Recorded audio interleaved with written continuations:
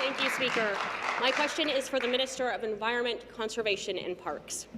This morning, the people in Ontario awoke to the lowest gas prices that we have seen in over a year. That's good news right there.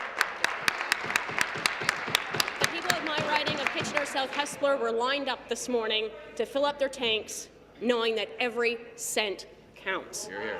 This is proof that the people of Ontario need these kinds of savings. It has been made clear, though, that the Trudeau Liberals plan to implement a carbon tax on the people of Ontario.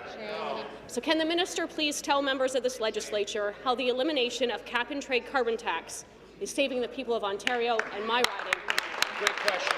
For the Environment, Conservation and Parks. Mr. Speaker, through you to the member from Kitchener South Hespeler, and thank you for her question. It's a very timely question. Ontarians did wake up to some of the lowest gas prices that they've seen in a very long time. On Bailey and Ajax, it was $1.11. I heard from a number of my colleagues that in their ridings as well, the prices were lower. And of course, this is in part due to the elimination of the previous Liberal government's cap-and-trade program. That has saved families 4.3 cents a litre, 5.7 cents a litre for diesel. Mr. Speaker, $264 a year. This is going to save families. This is money back in Ontario families' pockets. And, Mr. Speaker, it's just the beginning for a government that appreciates that families come first, communities come first, people need their own money. Supplementary. Mr. Speaker, I'd like to first thank the member for the answer for that question and all the work that he is doing for the people of Ontario. Member for Timmins, come to order. The Trudeau government continues to suggest that a price on carbon is apparently the best solution to reduce emissions. They suggest that returning the funds back to the people of Ontario will in turn make this move less impactful. However, we've learned that this carbon pricing is also going to be subject to GST, a cost that would then not be returned to the people of Ontario. Just yesterday, the Federal Minister of Environment indicated that this was just the starting point and that even more targets will be looked at later. How much can we expect Ontarians to pay before it is enough?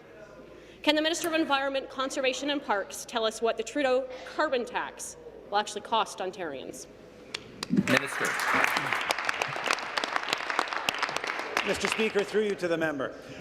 We can. For months now, the federal government has been asked how much will their carbon tax cost, and they've given no answer. But fortunately, because of the FAO's report, we know that $648 is the price in 2022 per family of this carbon tax. Now, to put that in terms of the price of gasoline, that's another 35 cents a litre. Wow. So on today's price in Ajax, the families there would be paying $1.50 a litre. Wow. The member's quite correct, though. The federal minister said that's just the beginning. Let's get this in place, and then we'll raise the price. Wow. Perhaps as high as the NDP members have talked about, the highest carbon tax in the world, $150 a tonne, Mr. Speaker.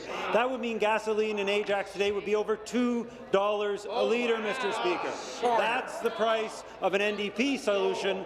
That will be the price of a federal government solution.